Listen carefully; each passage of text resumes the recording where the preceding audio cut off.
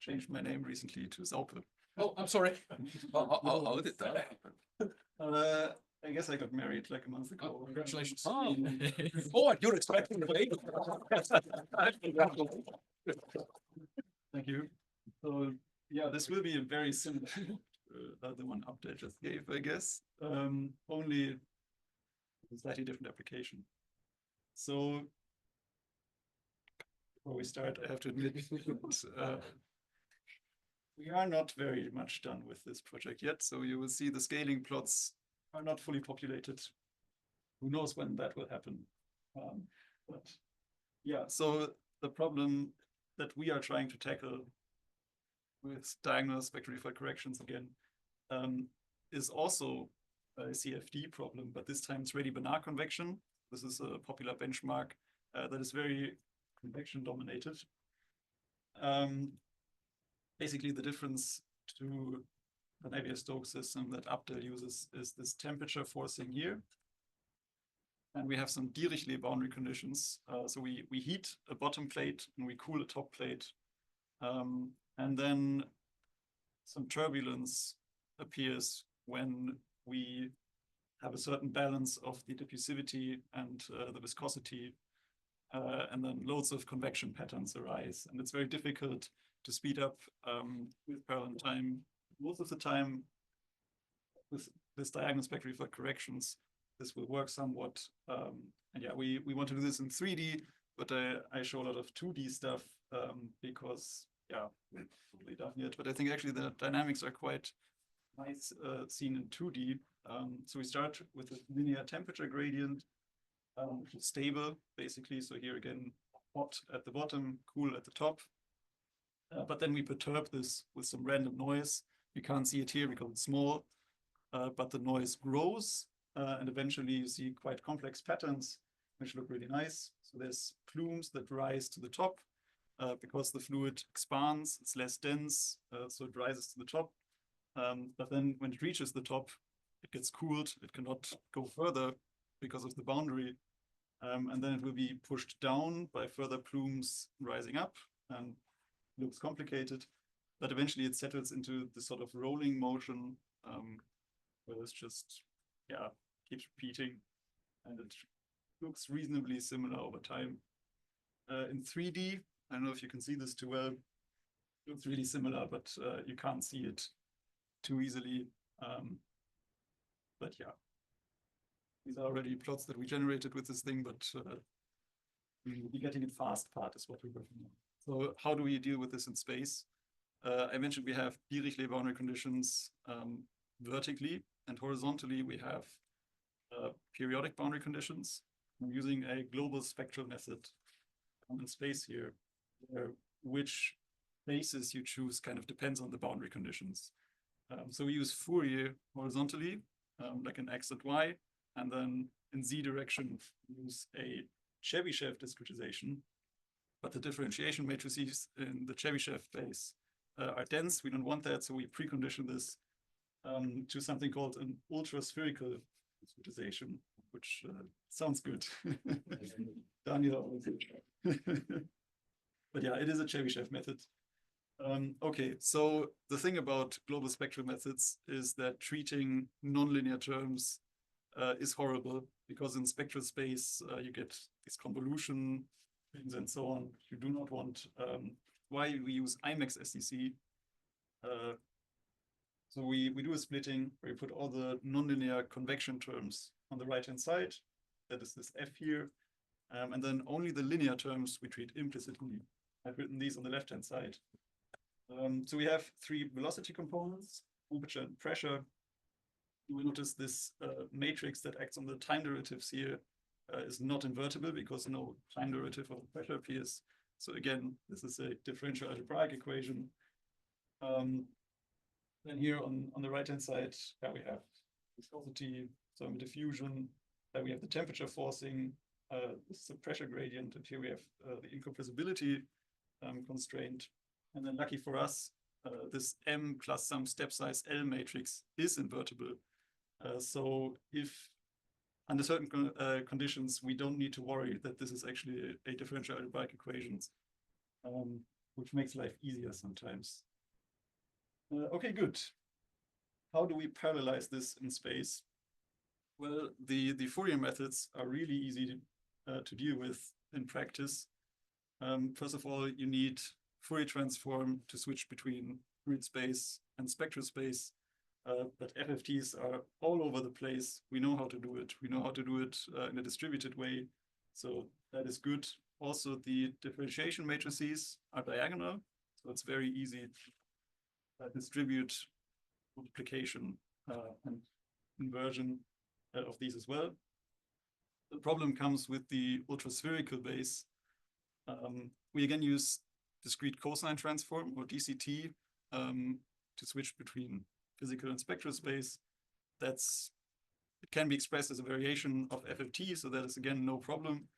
But the differentiation matrix, though not dense as in the Chebyshev case, is not diagonal. So it's much harder to distribute the evaluation. We want to keep communication costs low, so we actually don't distribute this.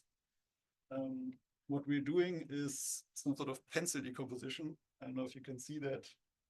Oh, I made this plot with ChatGPT the other day. Yeah, I mean, it took longer than I wanted to be honest. So we split this sort of in the X and Y direction, but we keep it aligned in Z direction, which is not even what this cube shows. So never mind. Ignore this. AI is not helpful. But one axis we keep aligned in the solves, and that is what I'm trying to say. But the other we can distribute, and then we build global 3D matrices by Kronecker products of local 1D matrices, and that's good. The problem why this doesn't scale perfectly is that we need all-to-all communication. So Josh already talked a lot about the all-to-all in Paradiac. This also is a problem with global spectral methods in space. Eventually, the communication cost takes over and we cannot scale further. Okay, that is all about the space discretization. Now in time, we do SDC. Abdel has just explained SDC. We skip this. Also, I wanted to advertise Thibault's talk tomorrow, which I guess will talk a lot about SDC as well. I will show this slide on diagonal SDC because I like this way of looking at it. Basically, if you have a lower triangular preconditioner and you select one number of SDC iterations, you can write this down as a Butcher tableau.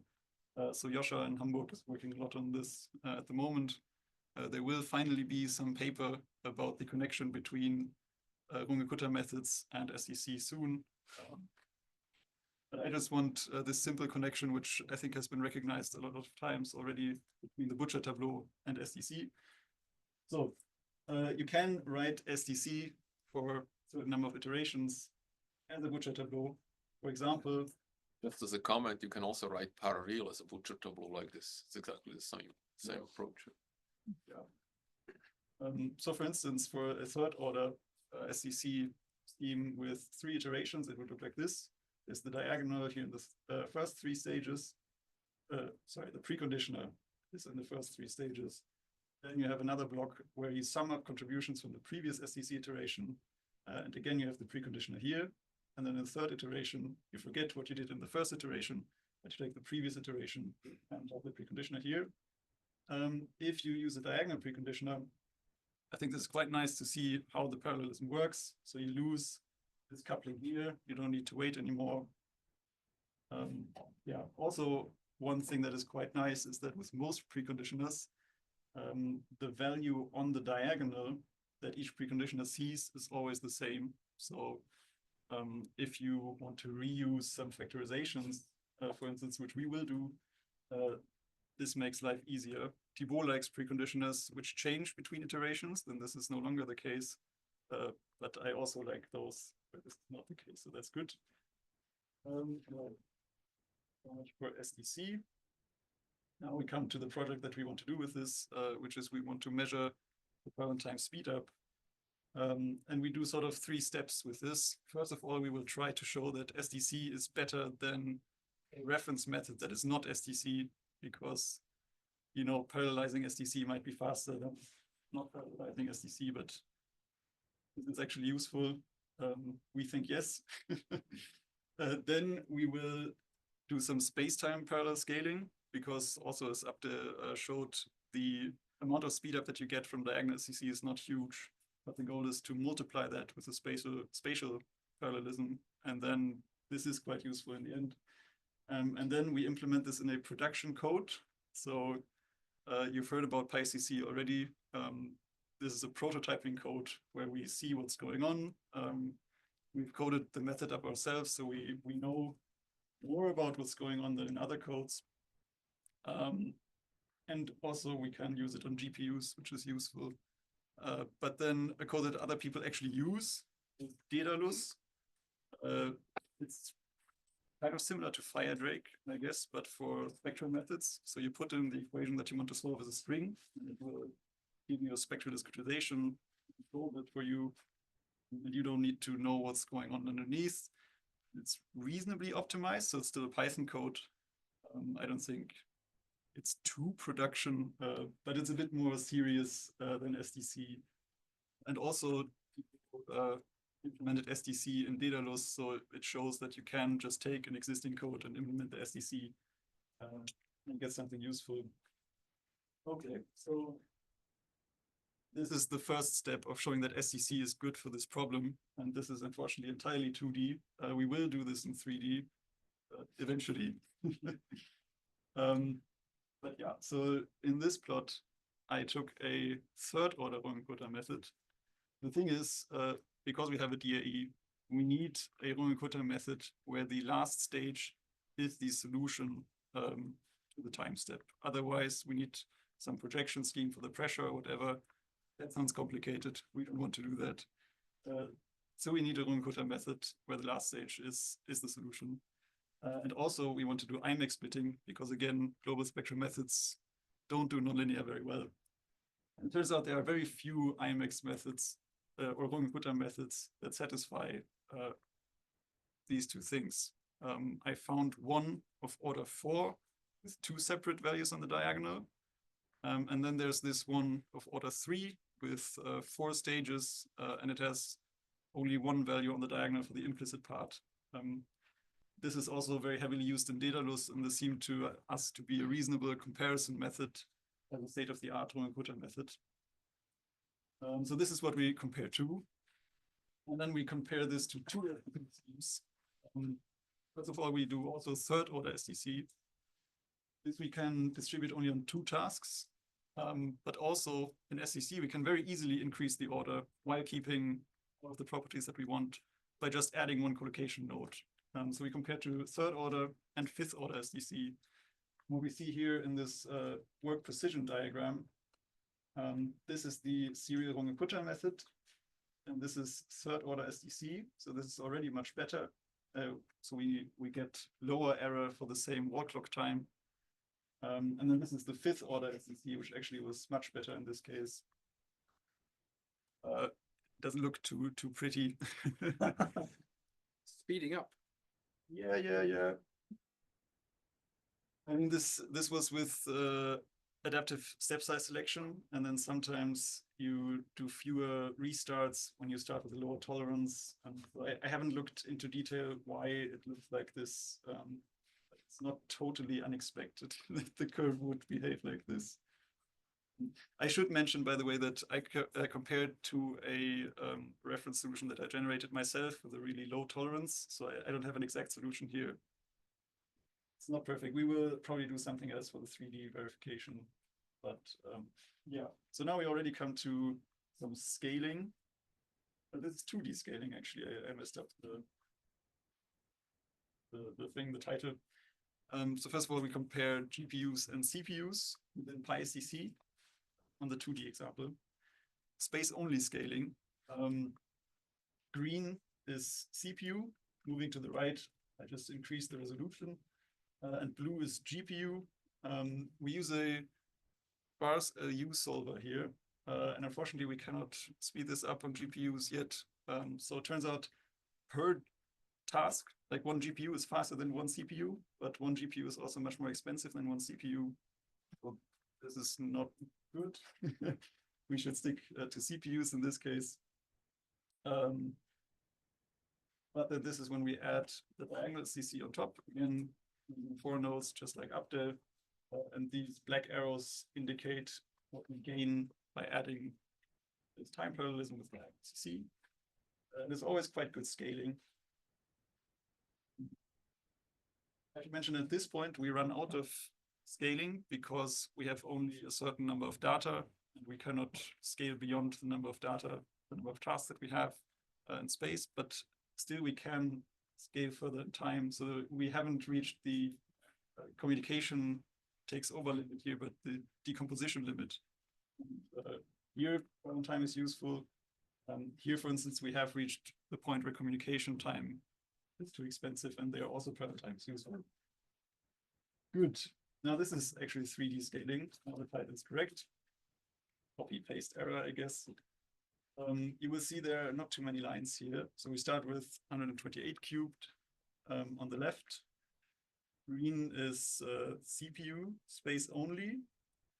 Then the red line is kind of curious that for few tasks, adding diagonal CC performs worse. We haven't quite figured out why that is, but eventually the lines cross and we can scale further by using diagonal CC.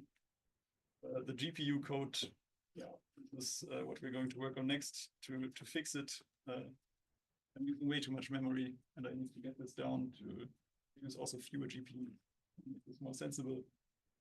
This is the 256 cubed example, basically same result. Adding diagonal CC is good.